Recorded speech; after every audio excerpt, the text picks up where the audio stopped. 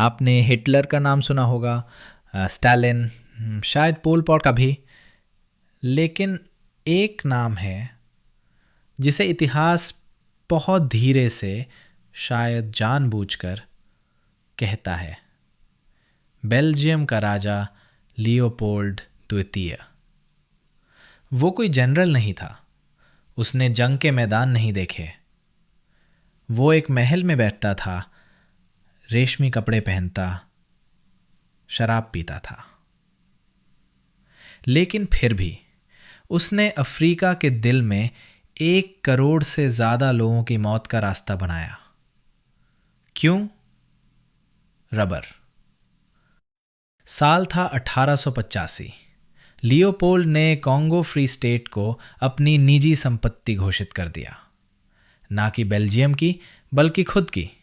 اس نے کہا یہ سبھیتا لانے کا مشن ہے، لیکن جو ہوا وہ تھا آدھونک اتہاس کا ایک سب سے کالا ادھیائے۔ چلیے میں آپ کو وہاں لے چلتا ہوں۔ گھنا جنگل، اونچے پیڑ جن سے ربر کی بیلیں لپٹی ہیں، گاؤں جہاں پریوار رہتے ہیں، بچے کھیلتے ہیں، کسان، شکاری، کہانیاں، گیت، اور پھر آتے ہیں سپاہی، ہتھیار لیے ہوئے، چابک اور زنجیروں کے ساتھ، ایک ہی آدیش، اتنا ربر اکٹھا کرو ورنہ بھگتو۔ ورنہ کا مطلب تھا گولی مار دینا، لیکن سینکوں کو ہر گولی کا حساب دینا ہوتا تھا۔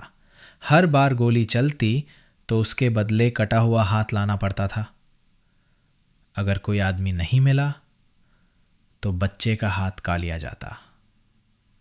ایسی اصلی تصویریں ہیں کانگو کے چھوٹے بچے اپنے کٹے ہوئے ہاتھوں کے ساتھ کیمرے کے سامنے کھڑے ہیں، پتا ٹوکری میں اپنی پتنی یا بچوں کے کٹے ہوئے ہاتھ دیکھ رہے ہیں۔ یہ انماد نہیں تھا، یہ ایک یوجنا تھی، ایک ویاپار ماڈل، ڈر کی فیکٹری۔ یورپ میں ربر کی مانگ بڑھ رہی تھی، کاروں کے ٹائر، مشینوں کی بیلٹ، سائیکل کی گرپس، جتنا زیادہ درد اتنا زیادہ منافع۔ لیوپولڈ یورپ کے سب سے امیر لوگوں میں سے ایک بن گیا، لاشوں کے ڈھیر پر۔ تو دنیا چپ کیوں تھی؟